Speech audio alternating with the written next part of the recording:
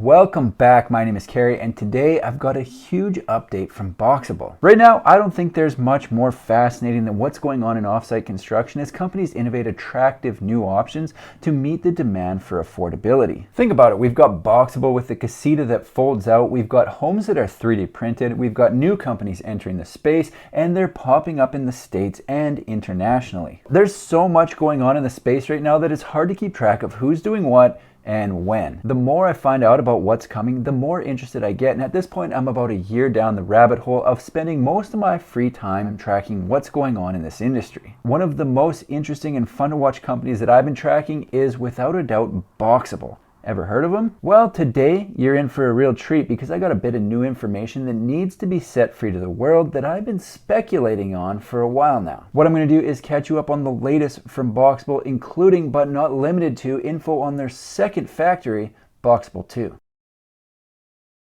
One of the most talked about companies in the entire offsite construction industry continues to be Boxable. I've featured many prefab home companies on this channel, a lot of which are really cool, but it seems like Boxable has become the benchmark to which everything is compared. By now, most people on the face of planet Earth have heard of Boxable, but if you haven't, they're a Las Vegas-based company building 375 square foot casitas that fold out on site. Last month, I stopped by the factory to see the build process and check out the casita in person, which confirmed that yes, they are the real deal and up to some very big things. At the time, there were murmurings of a second factory, but I wasn't able to get the exact details about its location or progress. Apparently, even though I've got a big important YouTube channel, believe it or not, that doesn't qualify me for insider information.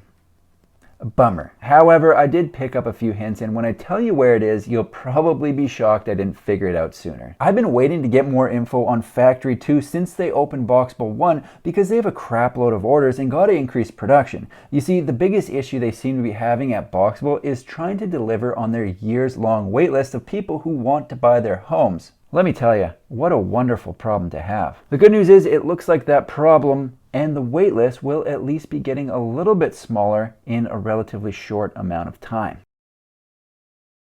The founder of Boxable has been hinting at the second factory for a while now without really giving any details about its location. A few days ago, he posted a video of himself standing in front of what was clearly Boxable 2 with a caption that read, "Do you like my hat?" Come on.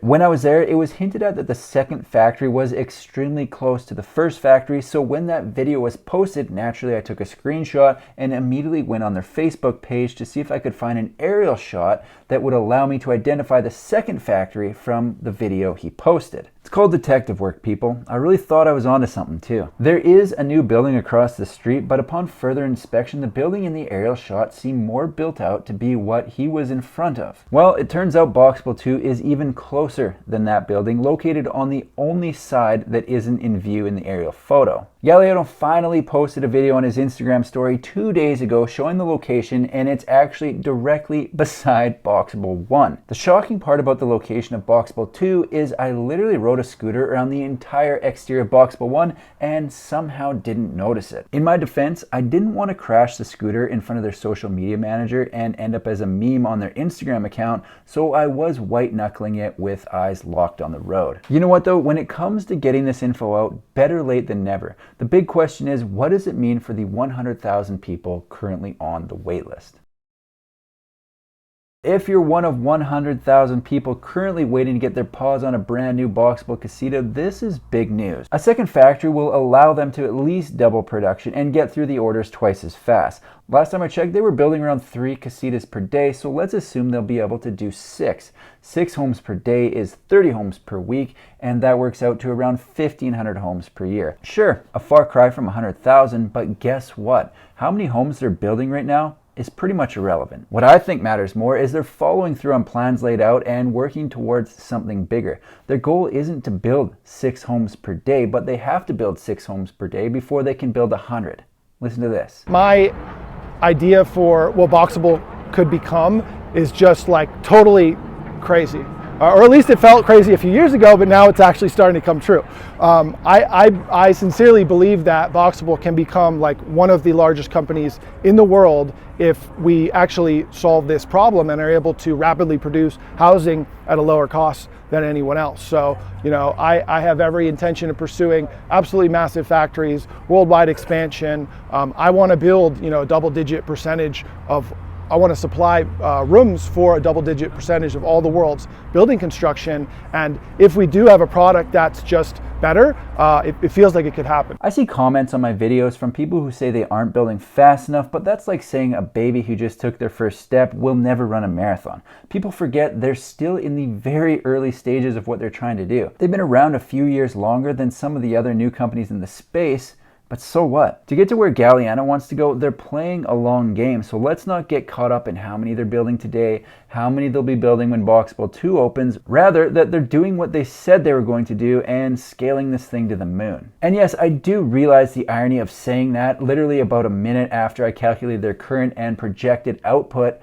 but too bad. What we've got here is a company that has a great product and has been able to get a massive amount of demand in a relatively short amount of time, and that brings me to my next bit of news. The final breaking news of the day is that last week Boxable had a unicorn at their headquarters.